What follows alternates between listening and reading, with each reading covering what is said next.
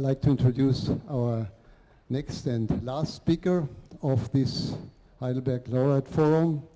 It's Professor Robert Emre Tarjan, and he received the Turing Award in 1970 together with John Hopcroft on his fundamental contributions to analysis and design of algorithms and data structures.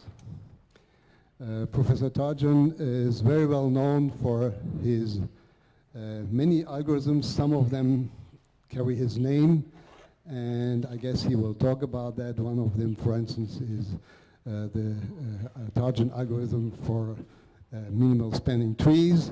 But I also read in Wikipedia, which impressed me, that you hold, what they say, at least 16 patents. I don't know how many. In any case, we are looking forward for his talk on binary search trees. Please, thank you. Thank you. Thank you.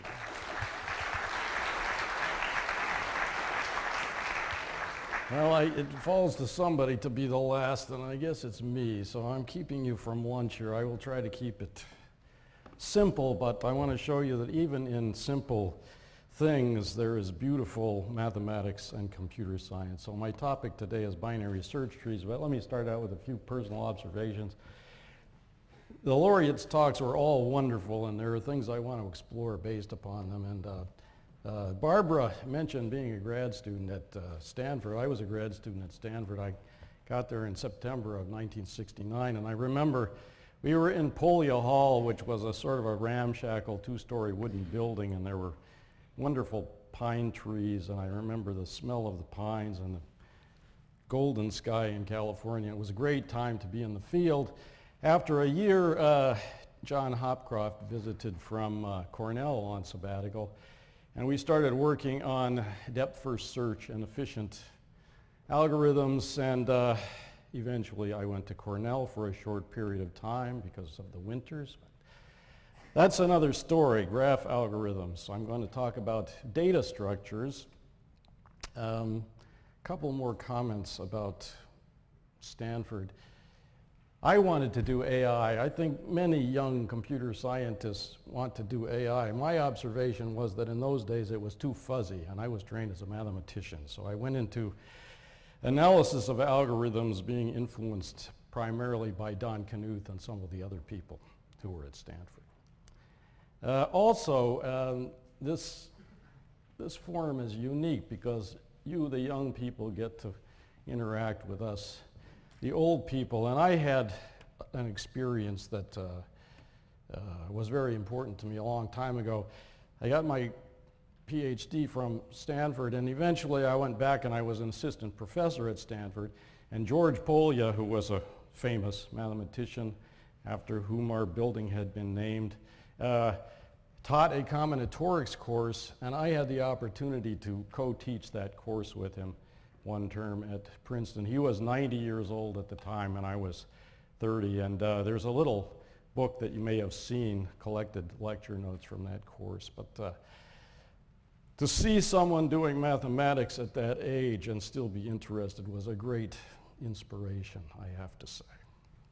So on to the topic at hand, which is binary search trees. I'll make a few more general observations, which I hope I'm allowed to do at this age. Computer scientists have invented many wonderful algorithms that are beautiful, theoretically efficient, but there's a huge gap between theory and practice, as we all know. Some algorithms fail when used improperly. Some of them are too complicated to actually get implemented and used in practice. And often simpler methods beat the theoretically superior algorithms in practice. So how does one, as a theoretician, react to these observations? Well, first of all, what's going on here? Implementers, pressed for time, choose the simplest solution that works or that seems to work, which is what they should be doing. Einstein, this quote is attributed to Einstein, but I'm not sure he actually said it. Make everything as simple as possible, but not simpler. When we get into the meat of my talk, I'm going to show you an example where implementers, pressed for time, went one step too far in simplifying their solution, and havoc ensued. But simplicity is very important. Now, given the situation that implementers want simple solutions that really work for them, how can we as theoreticians try to respond and do relevant stuff as well as beautiful mathematics? We need to develop and analyze simple methods. In particular, it does not matter how complicated the analysis is, how beautiful, how deep, but the algorithm itself, if there's any hope of it being used, it had better be simple. And we also need to apply theory to analyze and improve methods that are related to practice, used in practice, usable in practice. I was trained as a mathematician. I got into computer science because I saw it as a place to use mathematics and actually see it in action. So let's make sure that what we're doing actually somehow eventually perhaps ends up in practice. Another important observation, I think, is to look for the structure in empirical data sets. The kind of data that people are working on in the real world is messy and has certain characteristics, and when we do theory, efficiency analysis, and so on, we make very simplifying assumptions. But if we go back and look at real-world data sets, perhaps we can see some structure in there that we can, in fact, exploit in the way we design our algorithms, and I'll try to illustrate this point also. All right, so my specific personal research goals are to try to take inspiration from Erdős, another famous mathematician who had this idea of proofs from the book. That would be the book up there. Perfect, beautiful, elegant, best possible. With that as the model, the goal is to develop and analyze reference algorithms, best possible algorithms, algorithms from the book in the sky. Algorithms that are as simple as possible, provably efficient for important input classes, and efficient in practice. And how do we get there? By systematically exploring the design space. Computers are very fast. Memories are huge. There's a vast possibility in any problem to solve it in various ways and to play with parameters and so on. Computer science is a very young field. The tendency has been to find a solution, a good enough solution. That's the one that gets used. Nobody goes back and tries to understand the design space. Maybe we can make improvements, in fact, in some of these classical problems by doing such a systematic exploration. And I'll try to illustrate that idea as well. So here is kind of the outline. I'm going to talk about three different kinds of binary search trees. One based upon the classical approach. The next one takes an audacious step and makes it work, and the next one kind of throws out worst case analysis. And the interesting thing about this is that the topics here are almost in non-chronological order. So Splay Trees, which I'll get to at the end, came first in this development, and the first stuff that I want to talk about to get into this actually is much more recent work. So I want to talk about binary search trees, the general data structure, and look at some interesting kinds of binary search trees. So the problem that binary search trees are designed to address is the dictionary problem. We want to store a set of elements or items. Each one may have some associated information. We want to be able to look up a given item and return its associated information. And we want the set to be dynamic. We want to be able to at least do insertions of new items along with their appropriate information and deletions of old items. And possibly we want to update item information as well. Now we will assume that the items are totally ordered by name or by key or by value or something so that we can do binary search, which is the key to everything here. And our data structure is going to be a binary search tree, and I'll show that in a minute. Binary search trees give us fast support of all these operations, and they give us some additional power. They maintain whatever this order is so that we can do more complicated queries, such as range queries, report all items whose values are between two different other values, and we can do other order-based operations, which means that we cannot use hashing if we want to extend to these other forms of operation. So hashing solves this problem in constant time, at least in some average sense, constant time per operation, but hashing scrambles everything, so order goes out the window. So we'll focus on ordered sets. Good. So a binary search tree is just a concrete representation of the binary search process, which you are all familiar with. Back in the days when there were actually paper phone books, how do you look up a phone number? You open the phone book somewhere in the middle, or you have some kind of estimate. You decide, is it on this page, the name that I'm looking for? Is it earlier in the alphabet? For you, that would be over here. Is it later in the alphabet? I'll search in the first half or the second half. So we're going to maintain our set in sorted order to find an element in the set. If the set is empty, we stop. If the set is non-empty, we compare the element we're sorting for to some other element, some element that we know is in the set, some item y. On equality, we stop with success. If the item we're looking for is less than y, we search among the elements in S less than y. If it's greater, we search among the elements greater than y. And here's a binary search tree that makes this idea concrete. Let's go with this one, which is much brighter. We're storing letters, in this case, or the items in a binary search tree, one letter per node. Every node has two children, a left child and a right child. They can be missing. This is a leaf, both of its children are missing. This is a unary node. One child is missing, one child is present. This is a binary node. F is a binary node. It has two non-missing children, and off the bottom here, these are all missing children. This is a so-called internal representation.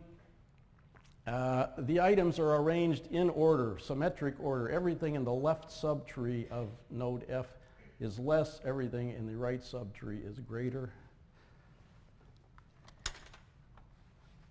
That was the power. We're probably okay here. Good. Okay, so to search for an item, we just start at the top. If we want to search for P, we compare it to F, it's greater.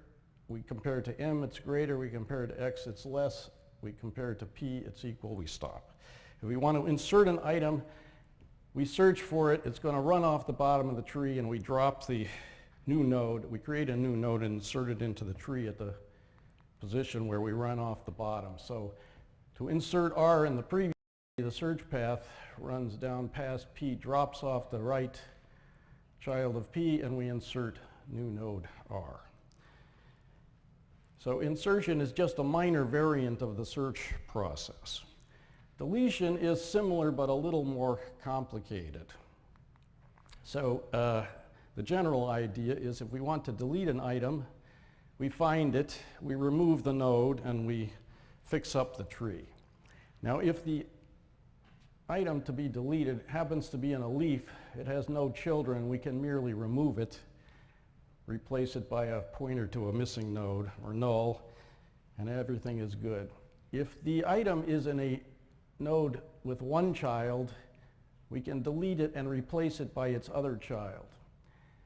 The binary case is the problematic case. So let's first look at the two easy cases. In this tree, if I want to delete E, which is in a leaf, I find it and I just remove this node. If I want to delete X, I find it. X is a unary node here.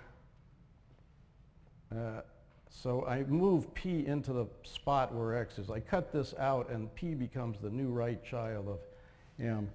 But if I want to delete F here, which is a binary node, I have two nodes, both of which are competing to be the root. That's not so good. Deleting binary nodes is a bit of a problem. How do we deal with it?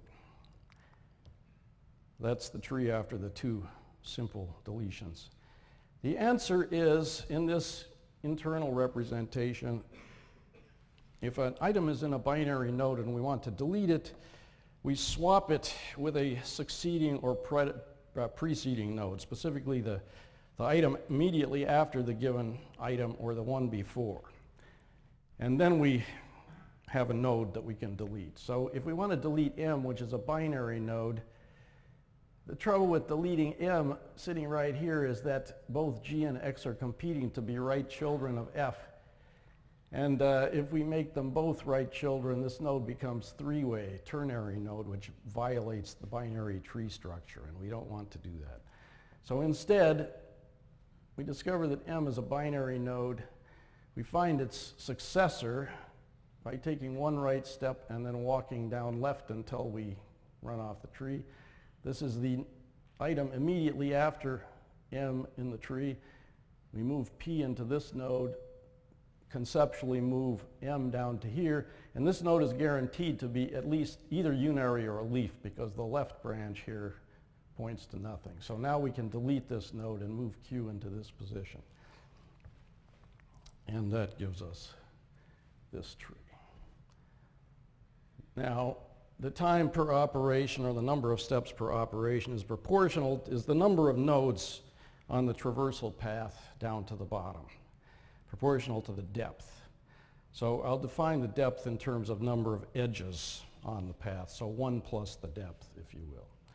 So if we want to minimize the time per operation, every operation, access, insertion, and deletion, takes time proportional to the depth of the affected node or pair of nodes in the case of a deletion.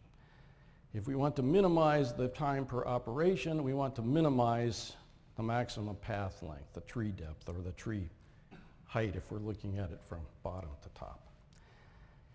The best case is where if we get lucky and we have a number of items that is 1 less than a power of 2, then we can build a perfect binary tree. But in the general case, we can always build a binary tree in which all the leaves are within 1 of each other in depth. And then the search time is proportional to log n. LG is the binary log, which is to computer scientists what the natural log is to mathematicians. All right. Now, if we are given all the nodes, all the items ahead of time, we can build such a tree, and maybe it's game over at this point. Or if we're doing, well, let's hold that thought. Anyway, this is the ideal state. We can't do any better. We cannot improve the worst case time beyond log n because of the binary splitting. We have n items in here. There have to be at least binary log n number of levels, so there's going to be something down at the bottom. What about the average case? Suppose we start with an empty tree and we're doing insertions and they come in random order, arbitrary, uniform, random order. Then it's an interesting exercise to prove that the expected maximum path length, the tree depth, is proportional to log n. And interestingly, the analysis here is exactly isomorphic to the analysis of quicksort, at least a particular version of quicksort. There's a very close connection here, and if you think about it, you can see why that's true. All right, what about the worst case? Well, in the worst case, if the items happen to come in sorted order, we start with an empty tree and we insert the items in alphabetic order. We get A by itself, then B is the right child, C is the right child of B, and so on. We get a long path. And now the worst case access time is n. The average access time is something like half n if you want to pay attention to constant factors. This is no better than a linear list. So we give up on this exponential improvement, this log searching time in the worst case. And not only is this a bad insertion sequence, but this is a natural insertion pattern. And you do not want a data structure such that a natural usage pattern produces worst case behavior, but that's what we have here. So the goal now is to do some kind of updating, some kind of rebalancing of the tree each time we do an insertion or deletion to try to keep all the paths logarithmically long. And we want the update times to be proportional to the access time, that is logarithmic time. So we really only want to make changes along the access path. We can, of course, completely rebuild the tree after every insertion and deletion, but this is going to cost us linear in n time, which might be fine if we're doing very few insertions and deletions or doing them in batches. But suppose the data structure is truly dynamic, things are not happening in batches, what can we say? We can't keep all the leaves within one in depth, we need some more flexibility, so we are faced with two questions. First question, how do we define balance? Other than we want the maximum path length to be logarithmic. Second question, how do we restore balance after we do an insertion or a deletion? Let me take the second question first. The restructuring primitive used in balanced search trees is called rotation or single rotation. There is also something called a double rotation, which is really just a pair of rotations. It has several important properties. It preserves the left to right order, the symmetric order of the items, which guarantees searchability. It changes some depths, which allows us to rebalance the tree. And it's complete in the sense that it will allow us to transform any tree into any other tree on the same set of items. And it's local. We can do it in constant time in a standard computer representation of a binary tree. Here's a picture of a rotation. So this is a left rotation on this edge from X to its parent, produces this state. The inverse is a right rotation. This X and Y could be sitting in the middle of a tree, which is what this Z up here is supposed to be indicating. The subtrees get attached in the correct order to preserve searchability. So the A subtree moves up one step, the C subtree moves down, the B subtree stays at the same depth, but it gets reconnected. X moves up, Y moves down. Now, for you mathematicians, this is really just the associative operation. And if one wants to go into interesting questions not so related to computer science, one can ask, for example, how far apart can two trees on n nodes be with respect to this distance defined by rotation? So given two trees on the same set of nodes, I can turn one into the other by a sequence of rotations. How many? What's the diameter of the corresponding graph? Or how can I compute this distance efficiently? Now, Danny Slater and I answered this diameter question a long time ago with the help of Bill Thurston, who was a Turing Award winner, sorry, not a Fields Medal winner, who used hyperbolic geometry to solve all the world's problems, including, interestingly, this one.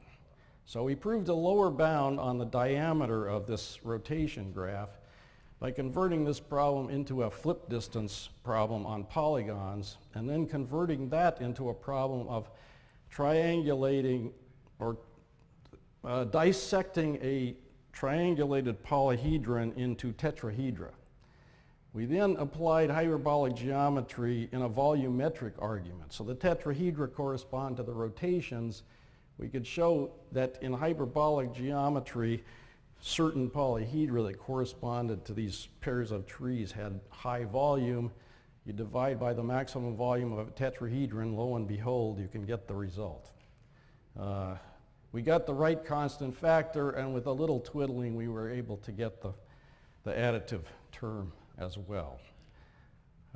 So this is an example of the unreasonable effectiveness of mathematics, I would say. But I divert from my main topic here. All right, so now we need a balance condition. We have a way to locally adjust our trees. Our definition of balance is going to involve keeping siblings similar. So two nodes with a common parent, we want them to be similar in height or similar in total size, cardinality of the subtrees. I will focus on this idea of height balance because it was the first one actually used. So the idea is to keep all siblings similar in height, either within an additive constant in height or constant ratio or something. So height is the opposite of depth. We count up from the bottom, and I've got a slide in a minute. All right, now with the two ideas we have, we can come up with a balanced binary search tree data structure. The first one invented was the Avl Tree, invented by Adelson-Velskii and Landis in 1961. Their balance condition in this framework is that any two siblings differ in height by at most one. This guarantees that the height is at most the log base golden ratio of n, which is about 1.44 binary log n. So we're giving up a factor of 44% in the maximum height in order to be able to do insertions and deletions rapidly. And the general idea then is after we do an insertion or a deletion, on an insertion some path is getting longer. If the path gets too long, so that somewhere there is a violation of this height constraint, and such violations can only occur along the access path, we walk up from the bottom, recomputing heights and also doing rotations as necessary to fix things. And Adelson-Velskii and Landis in their 4-page paper showed how to do insertions with at most 2 rotations plus height updates. A very nice result. Here's an example of an Avl tree. The numbers, the blue numbers on the left here are the heights of the nodes, and the convention here is that the leaves have height 0, so we're counting edges going up, and the missing nodes have height -1. That's the convention. So an equivalent formulation of the Avl condition is that, so that the height of a node is the maximum of the heights of the children plus 1.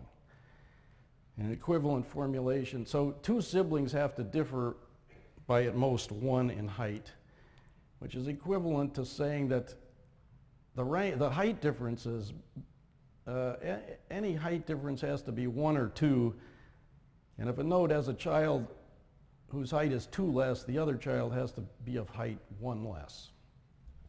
All right, good. So 4-page paper, beautiful result. They didn't deal with deletion. What happens with deletion? Well, it's somewhat more complicated, and the person who did the deletion algorithm for Avl trees was actually an American aerospace engineer, and he has a technical report which is 10s or 20s of pages or something. The idea is simple, and the paper was too long, but it's still a little bit more complicated. It's analogous to insertion. After we do this swapping and we delete a node, we walk back up the access path, fixing things. It turns out it's more expensive, at least in some senses. Instead of needing only a constant number of rotations, you can spend log n number of rotations, because in the worst case you do rotations all the way back up along the access path.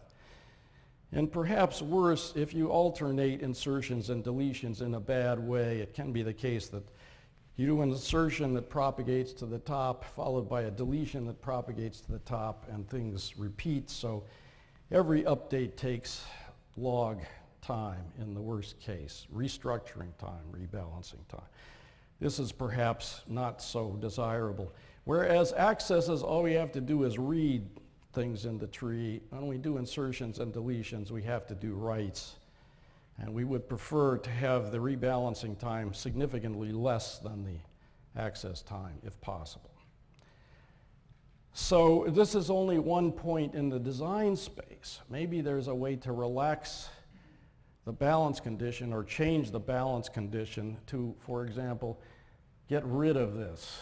Do deletions in constant number of rotations. Now, some of you may have heard of red-black trees, which are a variant on this theme, which use a somewhat different definition of balance, that do indeed take a constant number of rotations per deletion. And either AVL trees or red-black trees are what you will see if you take a current data structures course. But I want to suggest that the problem did not end there, and if we explore the design space a little more carefully, we can find something that I claim, I hope, is even better. This is work that I did with two grad students at Princeton relatively recently, and this is a weakening of the AVL tree definition, weak AVL trees. Right, so we want to weaken the balance condition to make deletion in particular simpler, and we're actually going to stick pretty closely to AVL trees, but tweak them in a small way. So we're going to get away from this idea of keeping exact track of heights, maximum path length from the bottom.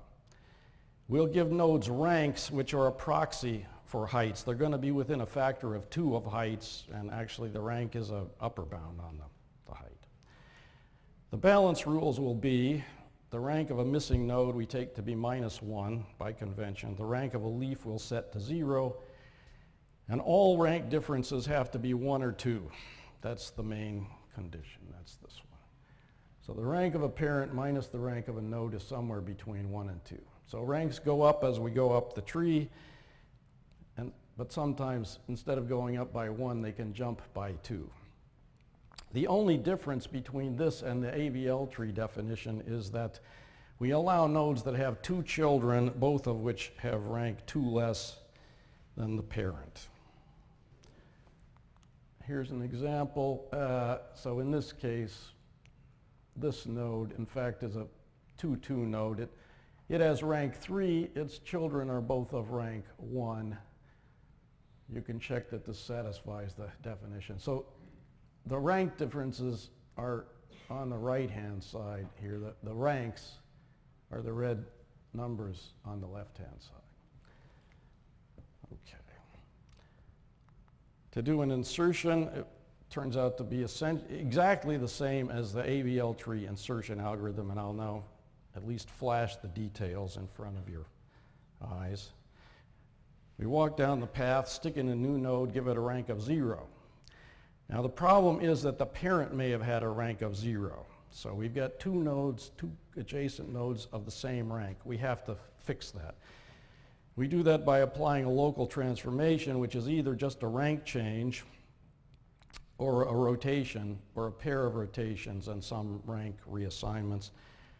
There are 3 real cases and mirror images, a total of 6 cases, and this is typical for all balanced tree algorithms. Before we get to the cases, let's just run through an example just to get a flavor of what's going on here. So we insert A, and we insert B, and we have to increase the rank of A to get things to work. So that's the tree. Now we insert C. This is going to insert things in alphabetical order here. Now we got to promote B because we got the 0-0 violation. And now we have created a violation between A and B, which we have to fix. But now we get a new case because there's a big rank gap here. The missing node is -1. This is a rank difference 2. And the particular thing we do is a single rotation, which gives us this tree. All right, and some more. You can verify that everything is working correctly. The main interesting point here is that if you insert items in sequential order in an AVL tree or in a weak AVL tree, the rotations and the restructuring are such that instead of getting the worst case, this is the final configuration after you insert F, you can see that this tree is pretty close to being perfect. Indeed, if you insert things in sequential order, you will get a tree that has absolute minimum depth kind of automatically, which is a nice feature of this. Furthermore, if you restrict yourself just to insertions, you get exactly AVL trees. And here are the cases of insertion. This is there. This case just changes the rank of the parent node. This is the only non-terminal case. So we apply whichever case is appropriate. This is a single rotation case. This is a double rotation case. There's some rank changes. We don't need to know the details except that it does indeed work. And the conclusion is we get an insertion in at most 2 rotations, logarithmic number of rank changes walking back up the path. And if we only do insertions, we don't get 2 nodes. We only get legal Avl trees. So the height is the Avl tree bound, which is nice. And now deletion. Deletion works just like insertions. There turn out to be 8 cases rather than 6 cases. And I think in the interest of time, I'm going to go rapidly through this example. Here's the most interesting kind of situation. So the tree got kind of stripped down to nothing. And now we deleted node F, and we got this tree. This thing is going to do a double rotation, which puts it into a nice state like so. And notice that after doing this double rotation, the root node here, which was this C node, it jumps to the top. Node E here has rank 2. Node C has rank 2, but both its children have rank 0. This is exploiting the 2-2 case. If this node were not the root, and we were handling ordinary Avl trees, we would have to reduce this 2 to a 1, because this is not legal in an normal Avl tree, which propagates the thing farther up the path. So this is the magic of introducing 2-2 nodes. Here are the cases. Again, the only non-terminal cases change ranks, don't do any rotations. A deletion, just like an insertion, ends with either 0, 1, or 2 rotations. So we change ranks up the axis path, do 0, 1, or 2 rotations, the game is over. All right, logarithmically many rank changes. Now, not only have we reduced the number of rotations in the worst case to a constant on deletion from log n, but these trees also have the nice property that you can't get this repeated cascade to the top if you alternate insertions and deletions.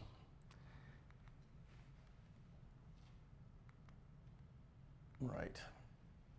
Indeed, here are results that hold for these weak Avl trees. At most 2 rotations per insertion or deletion, slightly better than red-black trees, which need 3 rotations for a deletion.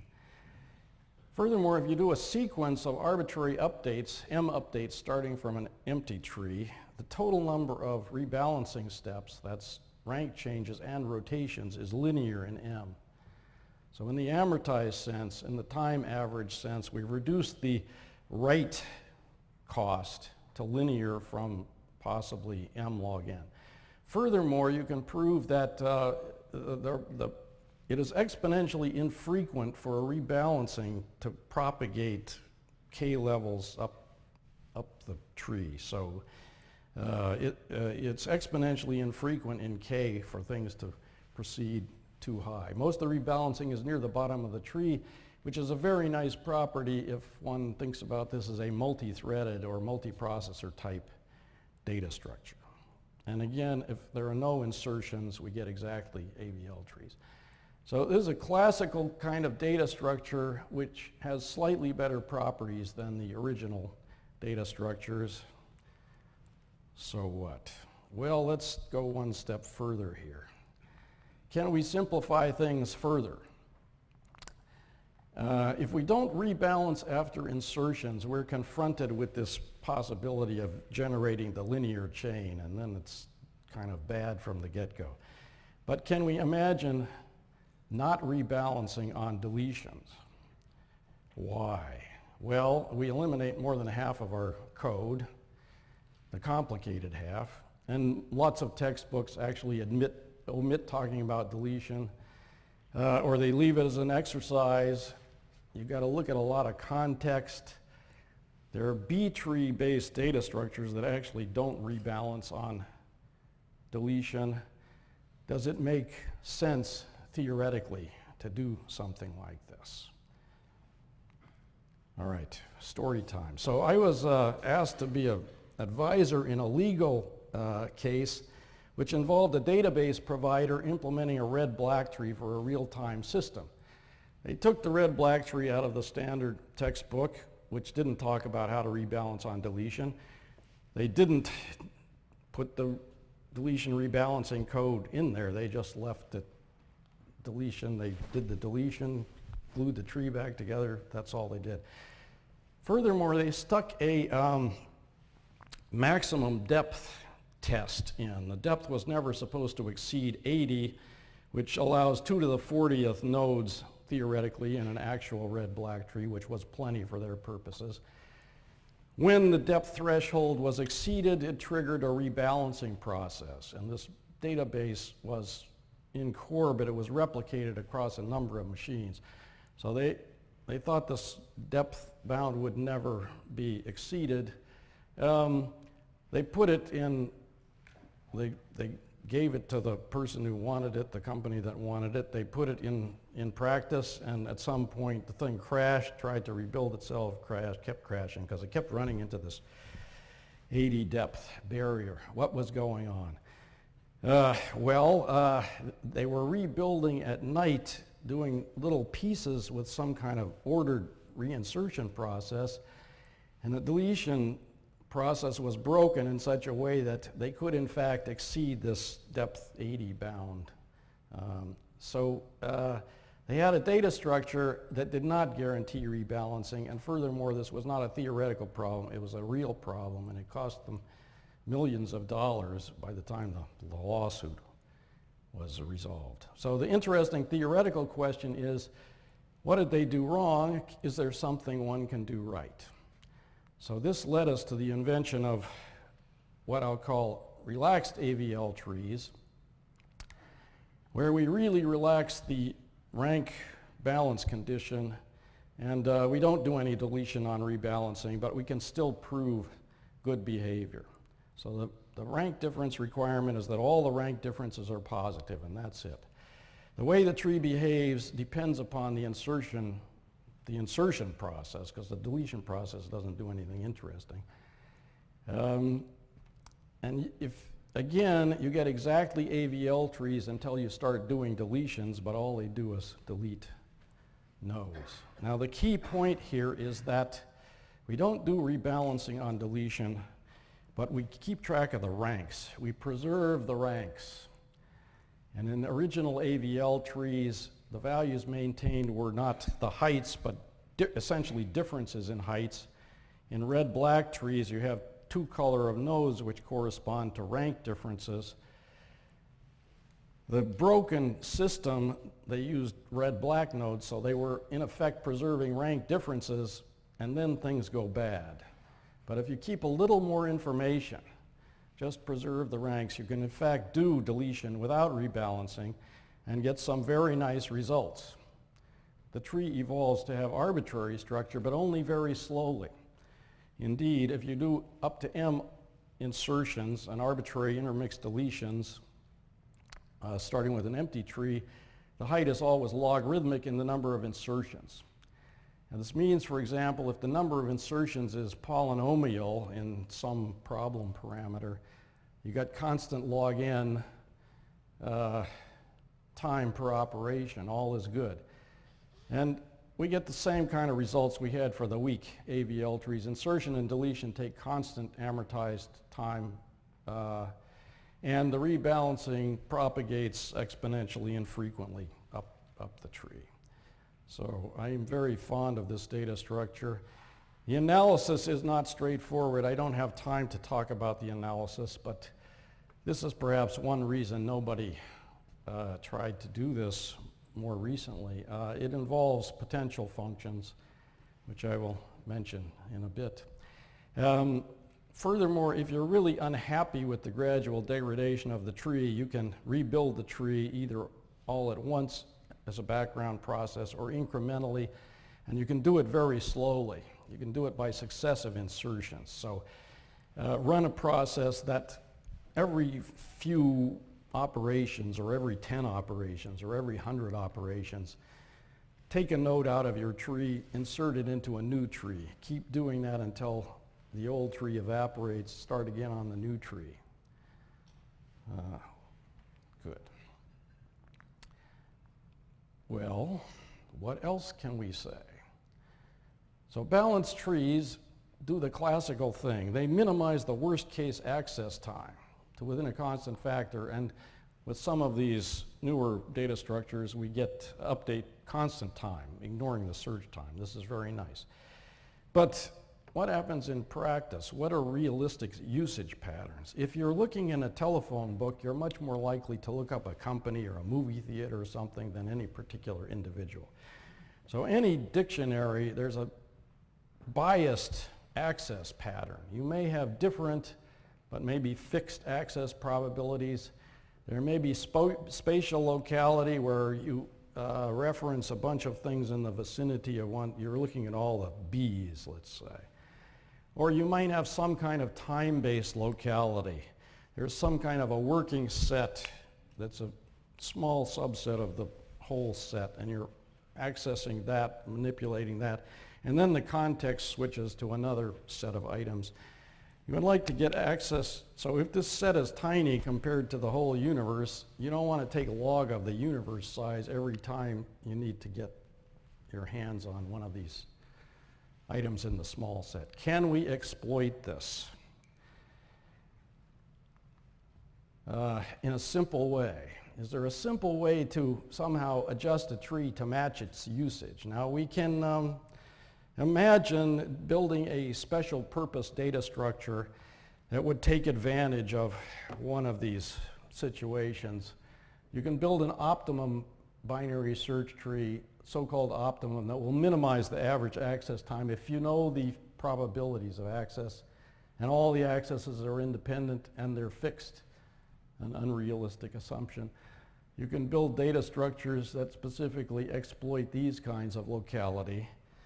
But can we do it for free somehow? Can we get some kind of automatic behavior? Can we construct a self-organizing or self-adjusting tree?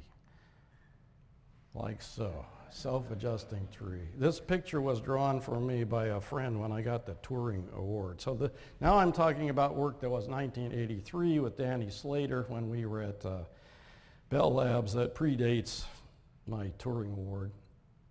We asked this question because we were working on network flow algorithms and we needed a complicated data structure that involved search trees within search trees, and we had a worst case way to do it, but it was a mess, and we were looking for something simpler, and it led to this question. And we tried various things, and we eventually came up with a data structure that in fact has some remarkable properties, and we called it the Splay Tree. It's very important to choose a catchy name, I think, when you invent something, so I'm kind of proud of the name choice here. So anyway, splay means to spread out.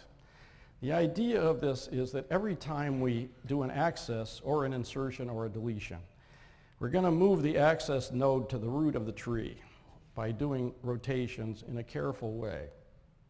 That means that, for example, on the next access, if it's of the same element, it's going to take constant time because it's sitting at the root. The way splaying works is, so we tried various things, and kind of the third try works. If you try doing single rotations, move to root by single rotations, you get bad results. But if you do move to root by pairs of rotations, and you switch the order in a certain case, so you do them two at a time, but in each pair, depending upon the configuration, you might do the top one first. And I'll show you the cases. Again, as in rebalancing algorithms for insertion, there are 6 cases, 3 in their mirror images. So the Zig case, the item that we want to move to the root is only one step away. We do one rotation and now it's at the root, and this terminates the process. This happens if there are an odd number of edges on the original access path. The Zig Zag case, where the item we want to move to the root is at least 2 steps away from the root. If it's right, left, or symmetrically left, right, we do the rotation strictly bottom up, which produces this configuration. This is a double rotation. This is the interesting case. If the 2 steps are in the same direction, we do the top rotation first and then the bottom rotation. So this goes to this. This doesn't look like it's doing anything good for the tree, but if you start doing them in combination, interesting things happen. Here's an example of pure zigzag on an initially long path, proof by example, if you will. So if we access 4, we zigzag it past 3 and 5, then we zigzag it past 2 and 6, then we zigzag it past 1 and 7. This path has been chopped in 2 equal halves, the stuff less than 7 and the stuff greater than 7. And if there were subtrees, they would be attached in the correct positions to preserve symmetric order. So everything on the access path has its distance to the root halved. Everything not on the access path has its distance increased at most by a constant. And perhaps the more interesting case is the pure zigzag case, and then the general case is some mixture. So if we start out with a long path,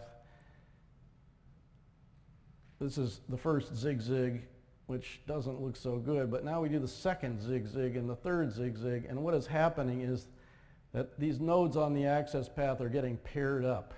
So the access path gets, again, cut in half, essentially. So this is the local behavior, and move to root is really a nice operation because it makes all the other operations simple. For example, when we do an access, we walk down the search path, then we do a splay.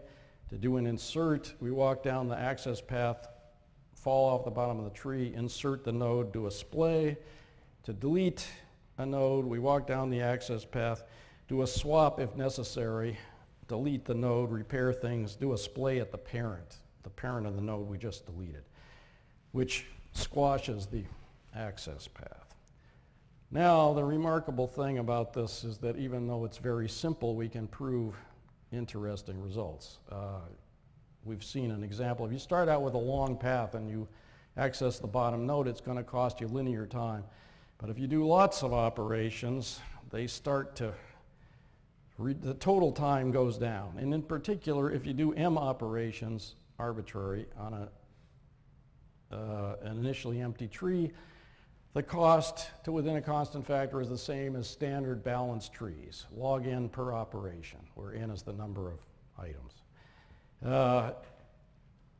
If the items have fixed access probabilities or fixed frequencies of access, the splay algorithm will do just as well as the algorithm that first builds the best possible static tree and then does the accesses on that tree.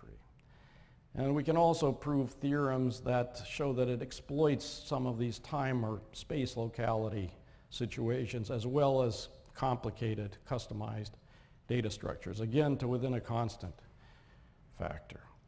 So that's nice. And this data structure actually does get used in practice. It's seductively simple, I think. And we actually got the Parents Konalakis Award given by the ACM for results in theory and practice. So here's a theoretical result that seems to be very useful in practice because there are these locality situations. But here's the question still open after 1983, 32 years. Just how good are these trees? Is this a universally efficient data structure? So here's the situation. I have this simple online self-adjusting data structure. I have some sequence of operations I want to do. Let's forget insertions and deletions. We start out with a fixed initial tree. I'm the oracle. I know the entire sequence in advance. I can design exactly what to do based upon knowing the entire future. So my cost is the depth of the node I want to access each time I do an access, plus however many rotations I do, I can do arbitrary rotations at any time to make things better for future operations. The conjecture is that splaying, or possibly some other algorithm, comes within a constant factor of the best offline algorithm on any particular sequence. True or false? Nobody's got a counterexample. All the results have been in the positive direction. It's an example of a very simple operation. Splaying is simple. When you start repeating it, you get very deep properties that seem to be hard to analyze. So here is my challenge to you. This is my favorite open problem in data structures, and many other people's favorite problem too. And there's been recent, very interesting work on it that I don't have time to talk about. So in conclusion, I think both theory and practice are critical.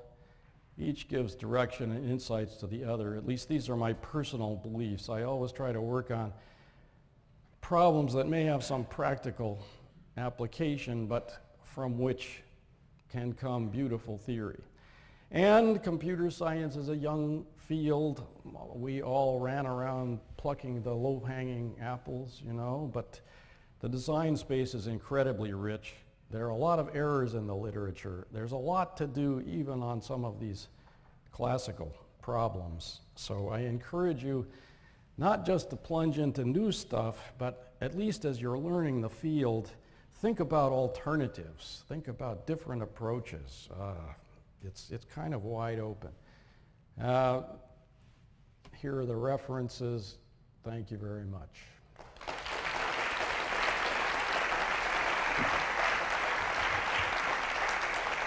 Thank you very much for your interesting talk. We are much behind the schedule, but maybe we have time for 2 short questions or so. Here, please. So it seems like you make a lot of, make a couple like very nice algorithms. How do you get practitioners to use these? Like to get like widespread use, like have most of library implementations using your algorithms? Publish, run around giving talks, keep the stuff open source, encourage colleagues. It's not an easy problem.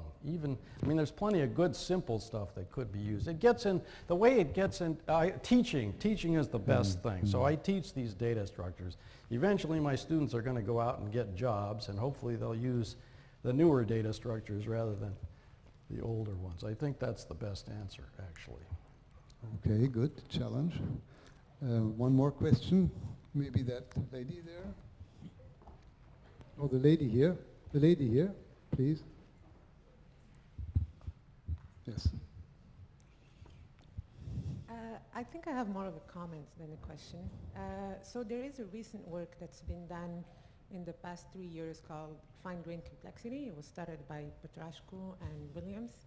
And the focus is to look at the classical algorithms we see in the typical third-year algorithms course.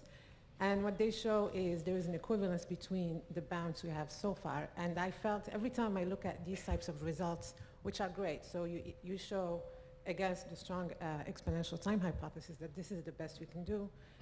But in some sense, these types of results almost discourage people to go back and try to find better algorithms, because they say, well, if this is the best we can do and it's already n squared or n cubed, then there is no. Do you think it is going to go that way, despite the fact that we do actually need to go back and find good combinatorial simple algorithms? It's very problem dependent. I think the work on the lower bound work, the relative lower bound work connecting to the exponential time hypothesis, it connects some simple polynomial time algorithms and shows that if you could solve them faster, you could then do satisfiability faster than in purely exponential time, which may or may not be true. So it connects low order complexity with high order complexity. It's beautiful stuff. My personal, I tend to be an optimist, so I would much rather work on positive results than negative results. For one thing, negative results are a whole lot harder to get. So I think it's problem dependent. All you can do is try. And somehow there is a class of problems that fall into this category. They're all in this kind of equivalence class, but there are a lot of other problems that don't. So you need to develop a nose. It's the same way as with NP completeness. If you prove a problem NP complete, you don't necessarily stop working on it. You restrict it, or you look for approximation algorithms. So negative results should be taken to be a challenge, not a blockage, I think. Okay. I think there are certainly many more questions, but since giving the time, I think we stop here and thank the speaker and thank all the speakers of this afternoon.